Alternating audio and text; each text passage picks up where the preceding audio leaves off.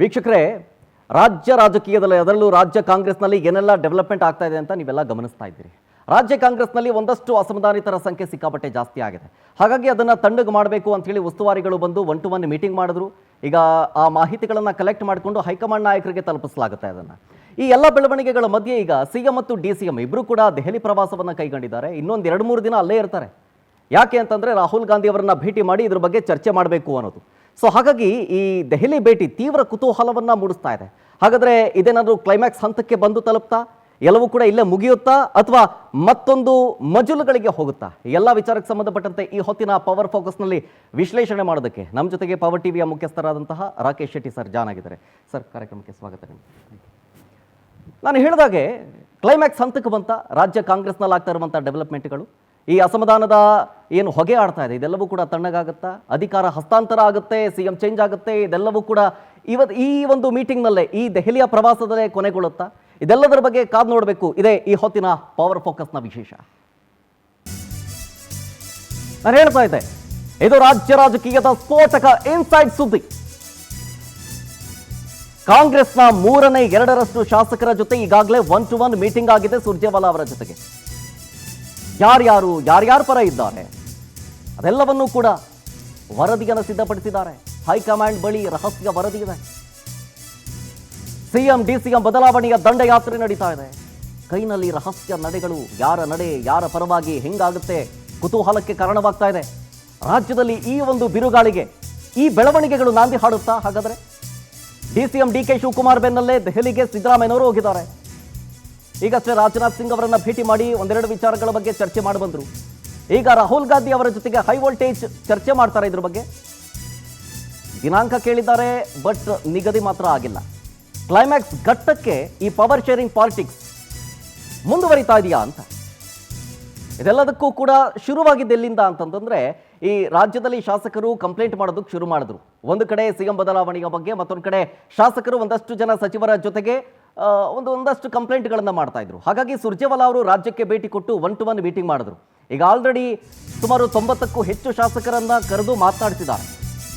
90ಕ್ಕೂ ಹೆಚ್ಚು ಶಾಸಕರ ಜೊತೆಗೆ 1-to-1 ಮೀಟಿಂಗ್ ಅನ್ನು ಮಾಡಿದ್ದಾರೆ ರಾಜ್ಯ ಕೈ ಉಸ್ತುವಾರಿ ಸುರ್ಜೇವಾಲಾ ಅವರು. ಕಾಂಗ್ರೆಸ್ನಲ್ಲಿ 138 ಪೈಕಿ ಬಹುತೇಕ ಎಲ್ಲಾ ಶಾಸಕರ ಅಭಿಪ್ರಾಯವನ್ನು ಸಂಗ್ರಹ ಮಾಡಿದ್ದಾರೆ. ಪಕ್ಕದಲ್ಲಿ ಟೈಪಿಸ್ಟ್ ಅನ್ನ ಕೂರಿಸ್ಕೊಂಡು ಸಚಿವರು ಮತ್ತು ಬಹುತೇಕ ಹಿರಿಯ ಶಾಸಕರು ಮಾತ್ರ ಭೇಟಿ ಮಾಡಿಲ್ಲ ಅಷ್ಟೇ. ಎಲ್ಲರೂ ಆಲ್ಮೋಸ್ಟ್ ಆಲ್ ಕಂಪ್ಲೀಟ್ ಆಗಿದೆ.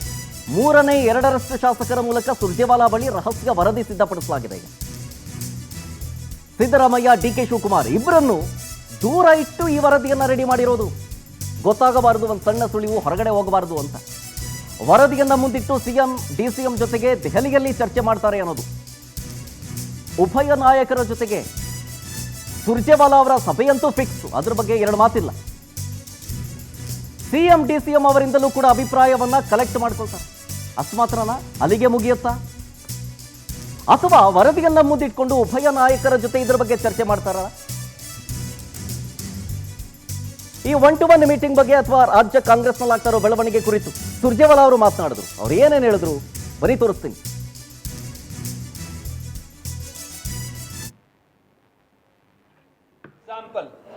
I think this is purely imaginary.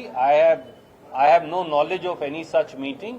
Yes, my Chief Minister and Deputy Chief Minister have travelled, as I said yesterday, to Delhi in order to raise issues of government of Karnataka and people of Karnataka with government of India. As we are aware, there is a designed discrimination and hatred in BJP and Modi government against people of Karnataka for voting them out. That hatred gets magnified by way of denying us various projects. For example, the Kalsa Bandure project, no permissions are being given. For example, Mekedatu project, it is being detained by Government of India. For example, our various demands for declaring various categories in backward class, scheduled tribe categories, various communities, is consistently denied. For example, GST funds are denied to people of Karnataka. For example, our share in the Finance Commission is repeatedly denied. It is our duty, it is the duty of Mr. Siddaramaiah and Mr. D.K. Shiv Kumar to go there and to place facts on behalf of people of Karnataka before them.